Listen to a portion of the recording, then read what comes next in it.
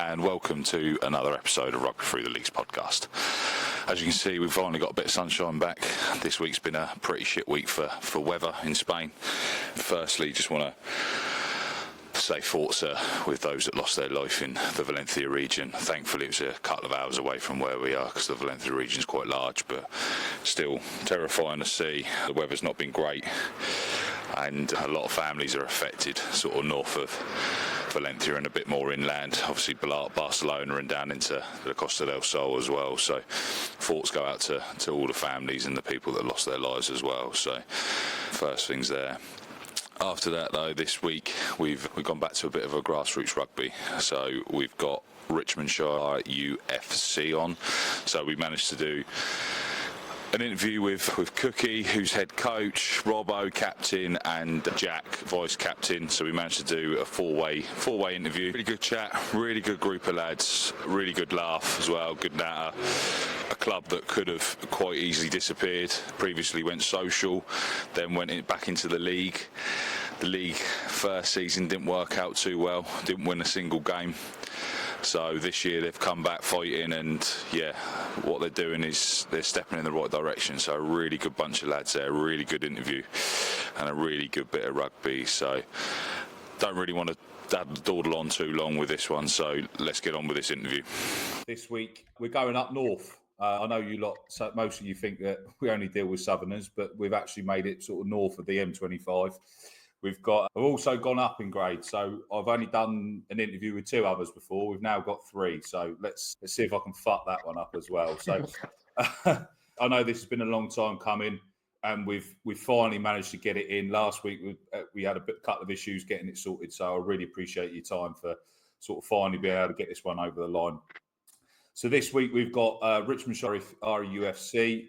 We've got obviously the captain, Robbo, vice captain Jack, and senior men's coach Cookie on. Me and Cookie have sort of been contacting each other a fair bit on TikTok, and Cookie's been sharing the pod and sort of sharing the love, which I really appreciate. So want to sort of return that favour and shine a light on your club. And as you self-proclaimed in a couple of our conversations, Cookie, last season was difficult, should we say? Yeah, definitely difficult. I believe they were in there before they had to come out of the Durham County League, and they went into the social league, where actually in the social league the team dominated, I believe.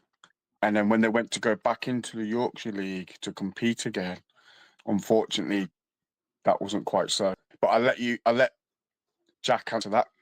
Jack was definitely part of more of that season, I think, as well as Robbo.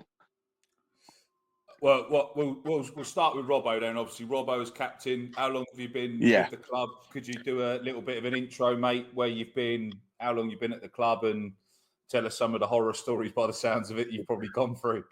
Yeah, so you know, I'm Robbo. I've been at Richmondshire Rugby Club now for over 15 years. I took a little bit of a dip out. I left Richmondshire and went to playing for Barnard Castle, that were competing in Durham, Northumberland 1. And if I have to be perfectly honest with you, I was enjoying my rugby, but really missed the lads and the camaraderie that was going on within Richmondshire. So I went back up to Richmondshire when I found out they were going into Yorkshire 4. And then we played under the old captain, and yeah, Yorkshire 4. What a challenge it was. So how did it go? Because I know sort of Cookie lent on me with it, and it was it as bad as he's made out, or is he trying to make his job sound a bit better? No, so unfortunately, when we went into Yorkshire 4, we kind of made the jump. Probably, I'd say, a season too soon. Right. When we was in the social league, we did very well, and we've got a good set of lads, and got a lot of talent on the team, but unfortunately, I think people forget the difference in jumping divisions, and even if you just go from Yorkshire 4 into Yorkshire 3, yeah. You play at that level, and you could argue and say that there should be another league in between them two. We didn't have any coaching staff. Well, we did have coaches, sorry, but what we didn't have is we didn't have that structure, right. And we was playing what people would rightly say now, we're just playing really, really old school rugby that didn't quite fit into today's modern society. And Cookie come come towards the back end of last season, and we didn't even know who we were until the third game we'd watched, and then he decided to introduce himself like he was taking over and becoming a coach, and we were like, oh, that's who you are. So unfortunately, it was a rough ride. We didn't win a single game, but the positives was most clubs would have folded, and we successfully still put a full team out week in, week out. Yeah, quality. So have you pretty much kept the same group of lads together? Because that's a hard season, not winning a single game. And so I'd probably say we've retained a few, but we've had a really, really positive recruitment drive. Okay, brilliant. And obviously, is that local lads, or lads that have come back, or lads that have obviously seen what you guys are trying to do? Or so that again's a bit of a mixture. We have had old people, like old players that have come back because they've heard that the club's trying to change and go in a different direction, and they want to be part of that journey. Luckily, we're in a garrison area, so we're in Catterick Garrison, which is like a bit of a super garrison military stronghold. Yeah. So that's allowed us to bring a lot of military talent in, and we've kept the civilian talent as well, and we've got a lot of civilians that are joining and playing. Brilliant. You guys, any of you in the sort of the forces or ex-forces, been sort of based around there, or? So I'm still serving. Cookie's still serving, and Jack is a US Navy SEAL. Prodigy. I can tell by the tash. I can tell by the tash. Jack, obviously vice captain then, mate. How long have you been sort of part of the club? You obviously were part of last season as well, yeah? Yeah, so I actually started off from watching my dad. So before we even came to Yorkshire, I'm talking like years and years ago, we were in the social league, like Candy League as you call it, and I was just going to watch my dad train, maybe joining in a bit of touch or whatever, to then go to taking photos for my dad, sending it to him for Facebook, and then obviously I tried to join the junior side, but they didn't have a team for my age group. Okay. I had to wait till I was 17 to be able to play, and then when I played for 17, when I turned 17, first game was Acklam, where still in the social league, and then from there I've just gone up, I'd say ranks, as you would say, from starting as a 17-year-old, not knowing what he's doing, to then eventually becoming vice captain for the first team. No, so obviously, have you been with Richmond Shire all the way through there? Or yeah, so I've been from Richmond from day dot, but then obviously last season when it was all going, didn't win a game in the whole season. I was thinking about leaving, but then I had the likes of Robbo and the senior and more experienced lads saying, it happens, but we will get there eventually. So then I ended up staying, and I'm glad I did stay, to be honest, because I feel like my ability in rugby and how I play has been going up better. Improving. Yeah, fair play. So, Cookie, as Robbo said, it took you sort of 3 games to come out of the shadow to announce who you were. Were you sat there wondering, am I actually fucking going to take this job? Or were you sat there, I ain't going to admit what's going on here? Or how did that all come about? So I'm Cookie. I'm a senior men's coach. Basically, it's in the army. So I coach. Sometimes I help coach the RUFC women's side. And moving away from down south, unfortunately for me, it's hard for me to get down there.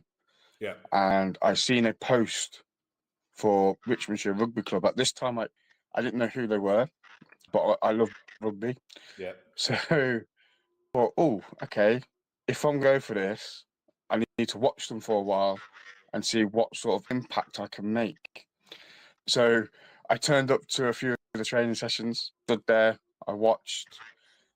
I could see what, just from a coaching perspective, as well as some of the younger lads not understanding what sort of was happening or what was going on. And then when I went to go and watch the first couple of games, I noticed that the attitude towards him had to change, and definitely some of the key personalities had to change as well. Great bunch of lads for a social league, maybe a social league team, but the team wanted to really compete. We were going to have to, unfortunately, go, and then I would have had to change our stuff and really start putting the fire back up into them, which is not really a good place to be. because you're that person that all of a sudden that comes in from nowhere, no one likes. And I think being in the army, having that sort of resilience a little bit and that bit of pushback, I can sort of just say that it's a fantastic club and they all mean well. They do. Yeah. So yeah, I watched them for a couple of weeks and really made my mark when I stepped in. I completely changed, not completely changed how that way, because they usually had a context session on a Tuesday. Thursday they would try and do a bit more of the gameplay stuff. Yeah. And then on Saturday the game. Now the Saturday the game, they would turn up not on time. They would turn up when they wanted to. Tuesdays and Thursdays, you wasn't always getting everybody there, and we're still struggling with that. Like any other grassroots rugby, you know, everybody. Yeah. But I've changed it for the better. You know, we got brand new captain in Robbo, who's been with the club for 15 years, and the reason why we really went for Robbo was every time there was a game, he was the only one that would be talking to behind the time it was a cricket score, and that were every time they were behind the post, he was kind of, you know, that effort back into the boys and get them back in and get them back fired up. And with Jack, you could see Jack was getting frustrated as well, but also Jack would listen, and that was something that I could see a little bond between them both, which I've probably not told them actually this, but watching them both work together is actually really, really good. So before we went into the new season, we all sat down and we was like, right, yeah, let's go with them too. Let's change all this, and it's been working. And you know, they've never had a pre-season, I believe, beforehand. So we arranged 3 random games. One against Barnard Castle, which we thought it was going to be the team. Turned out to be the first team. But Brilliant. it didn't matter. You know, we still got 12 points on a Divisional 2 team that turned up with all their first players, and we still didn't have the best team at that time that we pulled up on that day. But there were so many positives that came out of that day, which I was trying to enlighten the lads, because they've been on that receiving end of cricket scores. I failed to see where they actually really are doing really well. Yeah. And then we played Newton Aycliffe the second week, and oh my God, it was almost like a firecracker. Yeah. You know, we had a that had been playing for Richmondshire before, but we had gone to uni. They came back in, so they had that experience of play rugby. We had some of the Fijian boys turn up, and what was really good to see was not only everybody bonded as a team against that game. Once the tries started coming in, it was like a flare. Yeah. You know, Jack got a couple of tries, McKee, and they all started really getting on top of each other, which was really, really good to see. Then we played York RI the following, and unfortunately, Tough game that. Not everybody. They're a good side, aren't they? Yeah. And York RI, they had 30 people turn up now for their training, which is really good for a Yorkshire club. But unfortunately, we were on a receiving end of, but that didn't stop them. Fantastic. So, and we went on to win our first game of the season, which was absolutely mega. Yeah, really good. How's the rest of the season gone so far then? So you obviously got the first one out of the way, first game of the season pretty much. How's the rest of the season gone so far? we won one game, had one walkover, and we've lost 4 games. Okay. But with the losses, they've not been more than 40 points, which is an outstanding improvement for the whole team. It's hard though, you know, being at the bottom of the table, the bottom sort of team, but then going ahead and playing 3 top teams. You know, we came away from Hornsey by only losing by 7 points, and they've been at the top of the table now for this whole entire season. They've won every game. We then went on Knaresborough. That was a learning point for us. You know, it was a very hot day. Lads, the problem is sometimes with the lower leagues and the referees, it's not all handed you with it, or you're trying to expect. But Yeah. instead of sort of regrouping and I think it sort of got to them quite a bit. And unfortunately, we didn't lose by loads, but it was a narrow loss that the boys really thought, oh, actually, I think we could have done better there. And then we went on to, I think it was not Nestle Roundtree, sorry, it was York RI. And again, you know, we didn't have all our players, but although they lost in the first half, so our pitch at home is on sort of like a hill. So we started on the downhill, and we lost the downhill quite badly. But then on the uphill, you know, we won 19, which was absolutely fantastic, which is a statement for the two captains to say, look, you know, look, you may be aim, but look where you've done on that second half, you've come, for some reason, you've won 19-17 uphill. So in a way, we're learning, you know, so we're really excited for our weekend game this Saturday. Who you got this Saturday? Leeds Medics and Dentists. Yeah. Is that a local sort of a local? Are they down the bottom as well, or is it a local derby? Or so it's going to be looking at previous results and look at where we're projecting this season and where they currently are. You'd like to think, and I hope to think, it should be a bit of a grand slam between us both. Nice. So what is the target this season? I know that you might not want to mutter it out loud, or is it a case of you've set a target and you want to sort of graft towards it internally, or sustainability?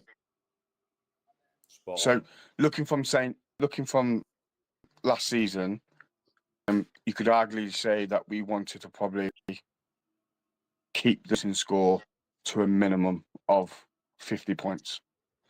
And that was one of the key things that we really wanted to do, to ensure that the boys understand that what they are doing, they are improving at the same time, you know. And of course, everybody wants to win a game. So it would be really nice if we get at least 5 wins out of the league. And the boys, the way that it's changing now, and you have to admit, when they were playing last season, they were playing school rugby, just the basic rugby, you know, just forwards do forwards thing, backs do their backs thing. Fortunately, with the modern day game of rugby now, it'll only work to a certain point. Yeah.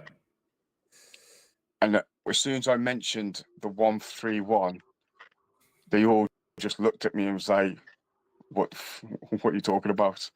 Yeah. So it's YouTube, get on YouTube, look at the 1-3-3-1 structure. Professional teams use it. I've always believed, especially when I'm in the army, you train like professionals, you'll get with professionals. But yeah, it's good. I coach under 16s out here in Spain, and I've just sort of introduced the 1-3-3-1 to them as well, and I probably got the same response as you did when you first put it out. I think they thought it was lottery numbers or something like that. It was just, and they still ain't got a clue now. At some point, they get lost. You end up sort of 1, 2, 7, 3. It just random people congregate because they think that's where they should end up. But yeah, if it works for a lot of teams like the All Blacks, I'm sure there's a way that it can be adapted across the way of rugby. But you've also obviously got to adapt with the lads that you've got around you as well. So if you've got lads that just aren't up to that skill set, you've got to adapt around it. Have you got a lot of lads that are new to the game, or have you got lads that are sort of seasoned vets and stuff like that, or a good mix of both to make it a little bit easier on everyone? So we had a guy called Craig Keller, who's actually a civilian guy. He's actually in his 30s, I think. But he's never played a game of rugby. Now, I know he's done strongman before. So I knew he could handle pressure for him. And he's got the size of a prop, a nowadays prop, being versatile and being actual mobile. And discussing with the other coaches, they were quite keen not to put him in the front row. Yeah. And maybe I took a chance with that. I took a massive chance by going, mate, do you like not pressure, but you like a bit of tug of war and that sort of stuff? And he said he loved it. So I went, I'll tell you what, let's put you in loose head Yeah. See if you see how you get on. We'll make sure that we tell the referee, you know, you're not experienced, you've never had games, but this is the only way you're going to learn. First scrum, he literally straight after the scrum, he looked over. Yes, mate, that's my spot, and I was like, Yeah. fantastic, because I need some front row players. Yeah. And actually, throughout the games he's played, he's having a blinder. Fair play to him. Yeah, that's a proper baptism of fire, especially against teams like York RI and stuff like that. First time you're playing loose heads, and not having your head shoved up your own arse. It's probably not a bad way to start his career off. So obviously you had a really good recruitment drive during the summer. What sort of your numbers are turning up to training? I know you said obviously you struggle for numbers. Every grassroots rugby club struggles for people to turn up, and then you get game time and people do appear and then they disappear. And what's your constant numbers and what's your potential available numbers as well? What's the sort of scores on the doors? Jack, would you feel comfortable talking about that one? Yeah. So past couple of weeks it's been varying recently from so about 15, 16 having possibly the starting lineup even more. But then some days like Tuesday we only had like a few people turn up. Really? But then we can adapt to that. So like what Cookie did on Tuesday is he went up to the Ravens, which is our female senior rugby team. Right, okay.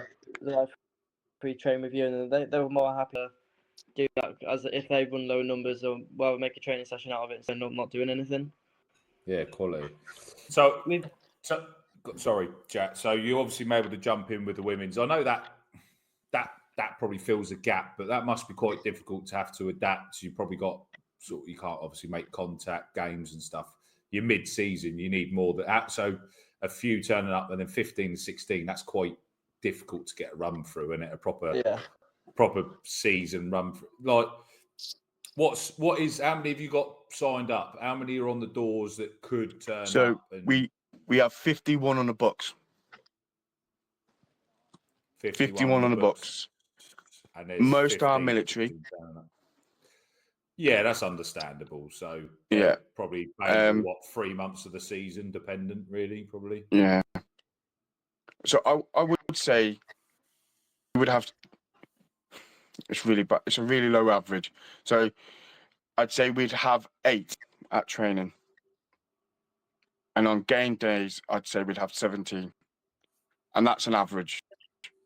Sometimes we might get like we posted the video the other day. We had this. So for the 20-player training session, probably 5 in a year. So we are trying our hardest to keep them coming, and it's trying to get that player commitment we're struggling with, and we all know that I go a little bit crazy, I respond. But as a coach, if people can just let me know, because all it takes is 1 second, and what they forget sometimes is I can see that they've seen it. So all they have to do is literally just press yes or no. Do you know what? On a Sunday, when I look at my phone, I'd rather have 50 players go, I can't make it. Yeah. Then I'll go, okay, yeah. And it will change and fluctuate, but at least then I know that I've got the attention of them all. But it is improving, and hopefully we do make it go forward and we get more people training. But one thing I did notice from last season is the women's side were training on their own, and so were the men.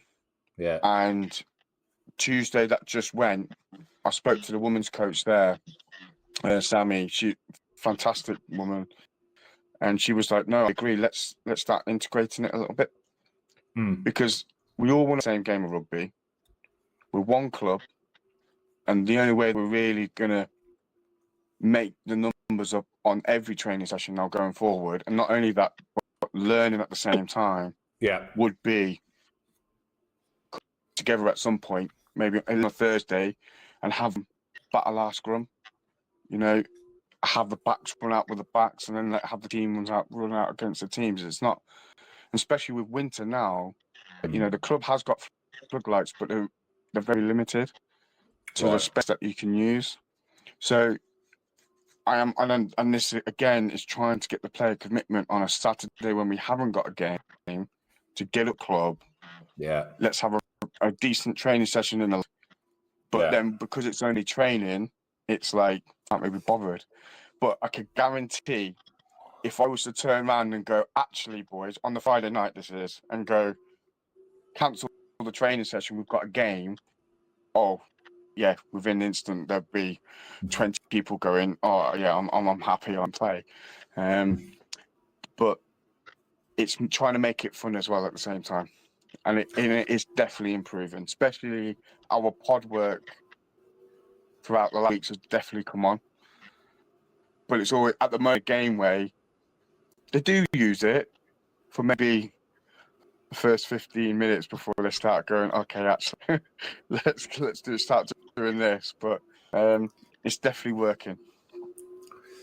Jack, Robbo, has that sort of been an ongoing issue for the club? Obviously, Robbo, you've been there 15 years. Has that sort of been how the club's been for a while? The commitment's been up and down. Is that why you had to basically drop out and become a sort of social rugby team? Yeah, 100%. So what we did do this season, which was very positive, and it did, the numbers were actually really, really good. Is we put a 2 week, I suppose we'll call it a boot camp because that's exactly what it was. We put a 2 week boot camp on from the through the Monday to the Friday all the way through for 2 weeks, and that really attracted really good numbers, because what it did do is to compete in this league. I mean, whether and it's not being disrespectful to the leagues, but to compete in Yorkshire 4, or whether you were to compete in Durham, Northumberland 3, they are very two easy leagues to actually get yourself out of, and it's just about player accountability and being fit. Yeah. And if you're fit, then you'll win the majority of your games, and I think that's why as well. Looking into the way we've started this season, yes, okay, we might have lost a few games, but believe me, them score lines are very, very respectful, like the buzz. And a lot of that comes down to that. It's come down to that fitness level, and that's where we was getting pegged back last season. There was no real fitness in there at all, and including myself. I was blowing myself after about 15 minutes. You know, you see, so you're then playing another 65 minutes in complete survival mode. Yeah. And you've got young, fit lads, and they are young, fit lads just running at you like trains, and you're just like, I can't do this anymore. You can't even you can't even breathe to figure out what the ball you can't. looks like, let alone running in the pods and stuff like that. And you got Cookie shouting, you're probably telling you can't.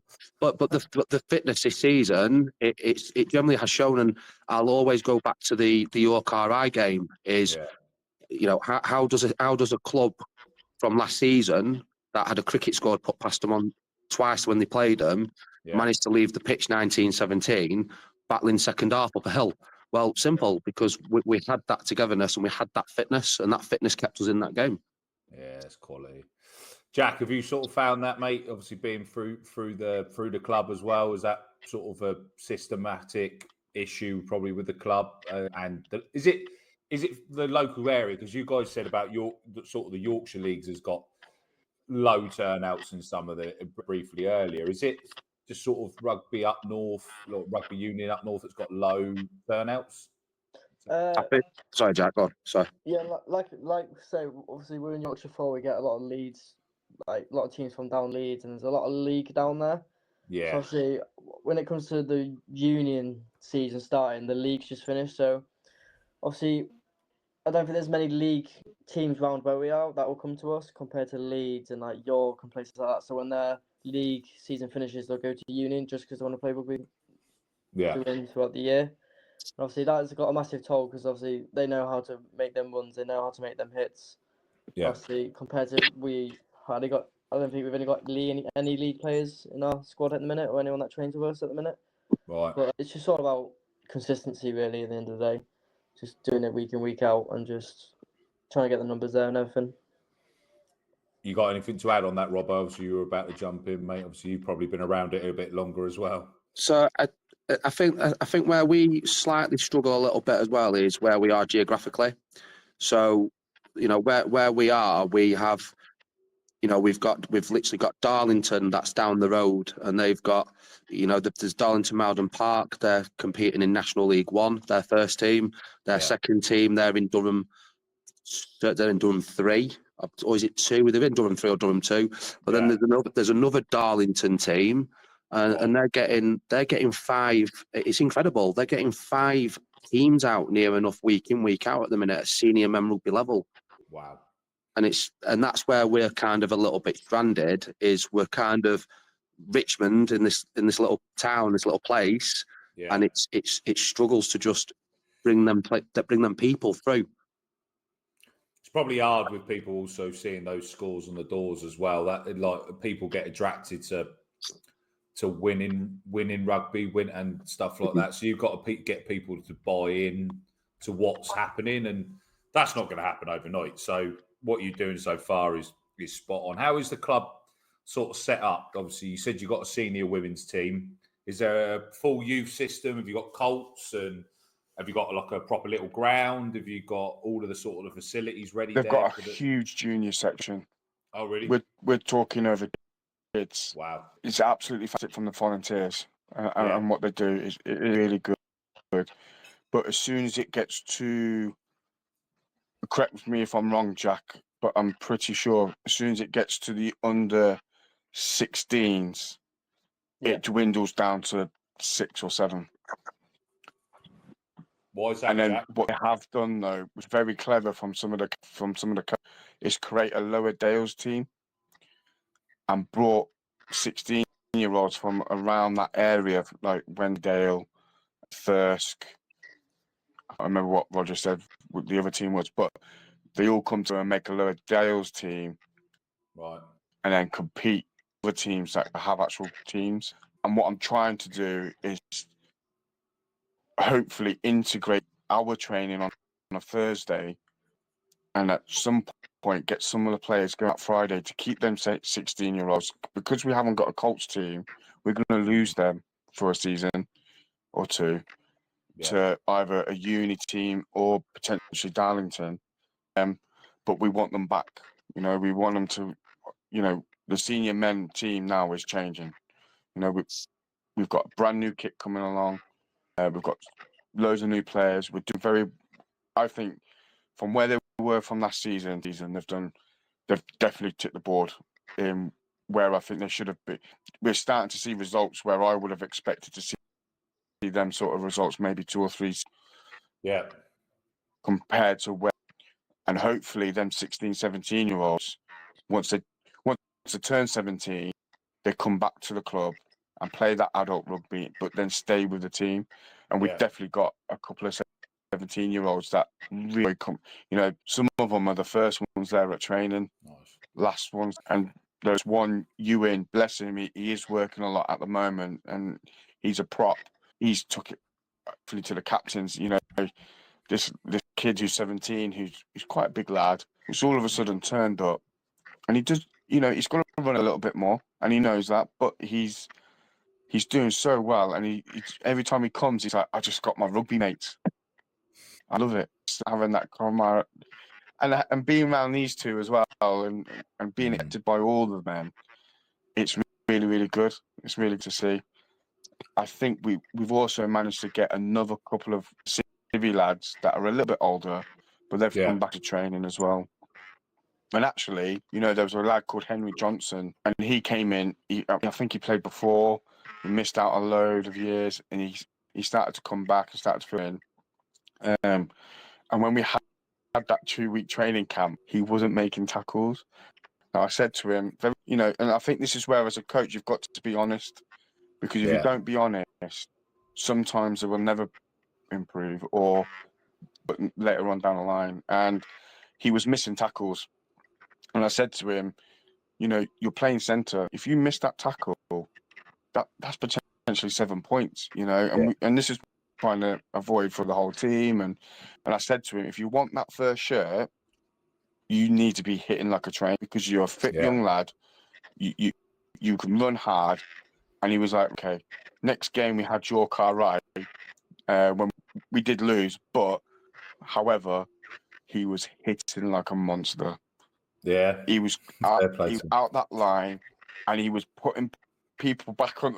He was helping them back up afterwards. And I said to him, just hit them hard. You can do that after the game when you're in the bar. Just keep hitting them hard, and he did. And when he came off, I said to him, "You've earned that first shirt now, mate. That's you." No.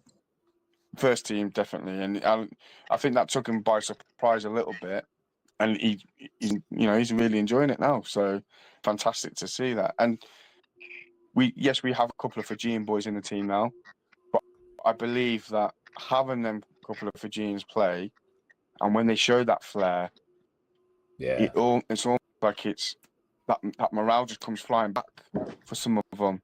You know, I watched Jack when I watched Jack for the first as a winger, because that's where they were playing him.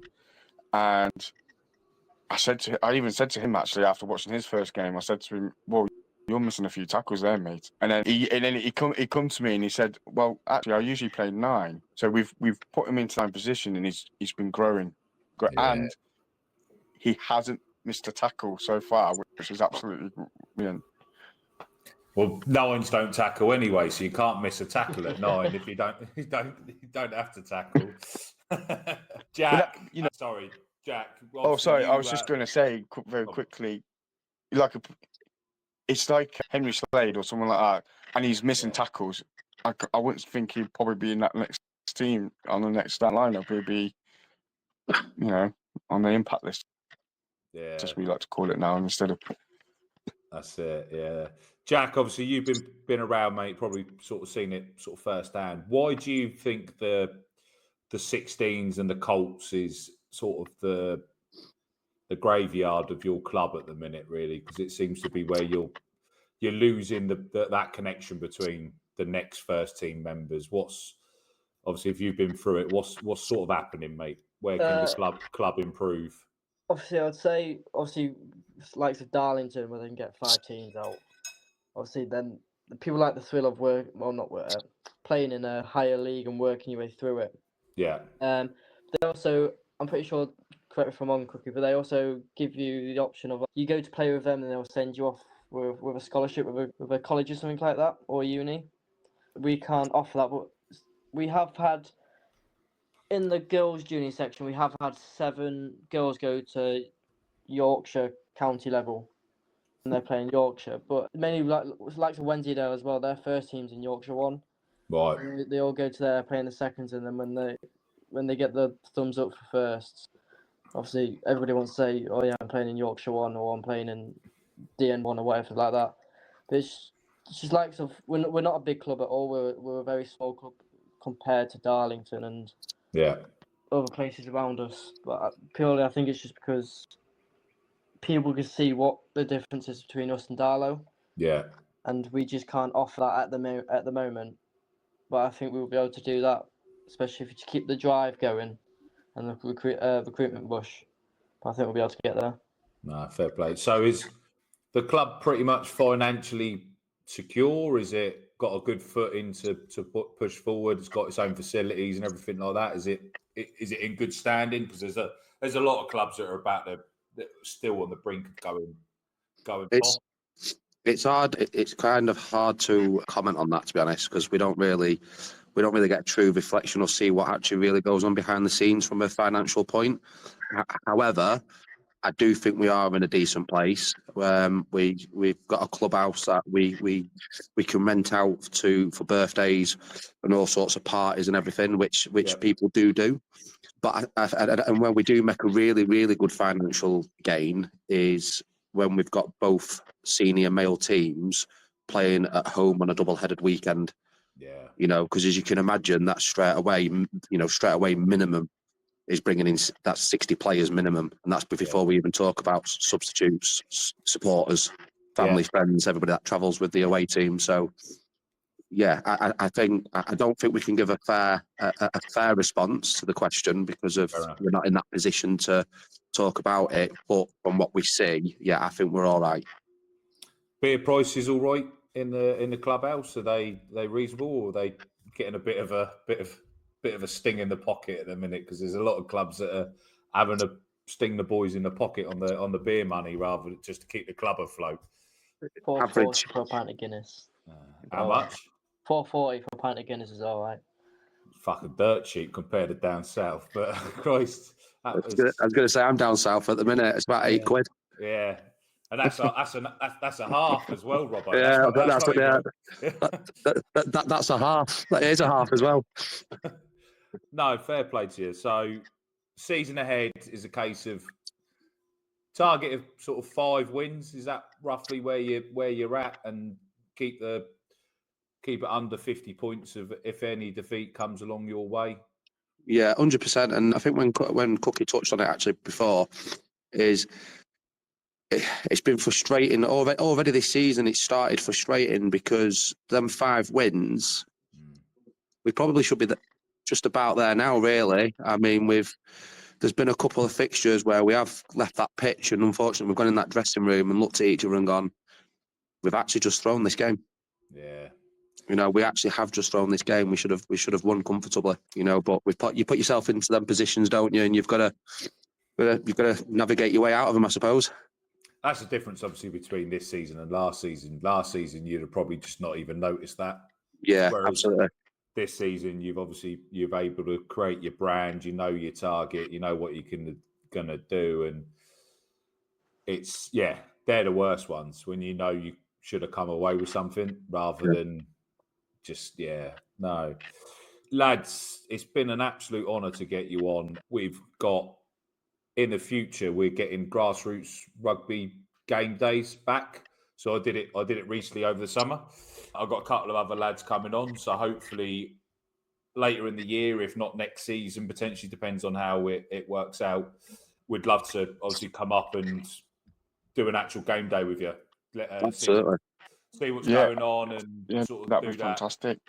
Your pints will be free as well. I'll have to fly back from Spain, but I think I'll make the effort for you boys, to be fair. So your pints will be free. I'm sure if you make it, we will look after you. You might not be able to go back the same, but you'll definitely you'll definitely enjoy yourself. That's it. As long as my visa's still valid, I'm fine.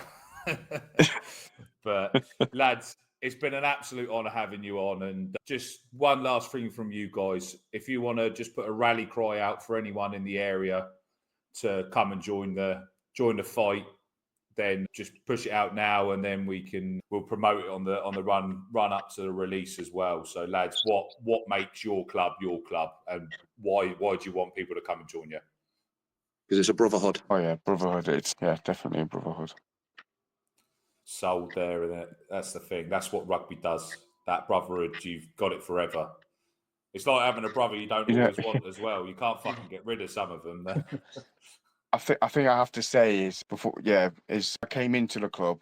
I don't think I was well retrieved. It might have been, but definitely it's going in the right way, and everyone is it's all improving.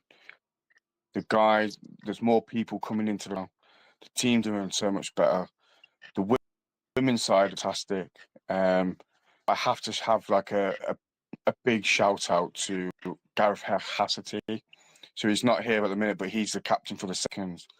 And although sometimes we might clash a little bit, he's actually, he's a real strong figure within the Richmondshire club. And he brings everybody together. And if Richmondshire is what it is, probably, don't get me wrong, they do really well. You've got all the coaches, Neil Gardner, Kimberly Gard, all of them that do it. And then Smurf as well is the other senior coach. He's got his legs up resting. He's hurt his ribs in the seconds team, bless him, because now he can, we've managed to take that pressure off him a little bit and help up out. But one thing from Richmondshire is it's definitely a family club, and it's a great place to be on a Saturday when there's definitely games playing. And obviously, massive shout out to these 2 captains as well, because where they were before, and then to take that leadership onto a team that we didn't quite know season would have started. Yeah. And watching them both come off that first game, a massive smile on their face. This year's going to be good. It's definitely something that we've all took on. So yeah, fantastic. Fair play. Lads, been an absolute honour. Thank you for your time, and let's hopefully we can get that one in the diary of us getting over Yes, and actually 100%. coming to a game with you. So, cheers, lads. Really appreciate your time. No, thank Cheers, you. mate. Thank you. Yeah, thank you. Cheers. Thank you very much. Right.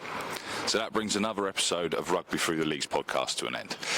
I just want to say thank you to everyone that joined. Really, a massive shout out to Richmondshire RUFC for jumping on. Cookie, Robbo, Jack, great conversation.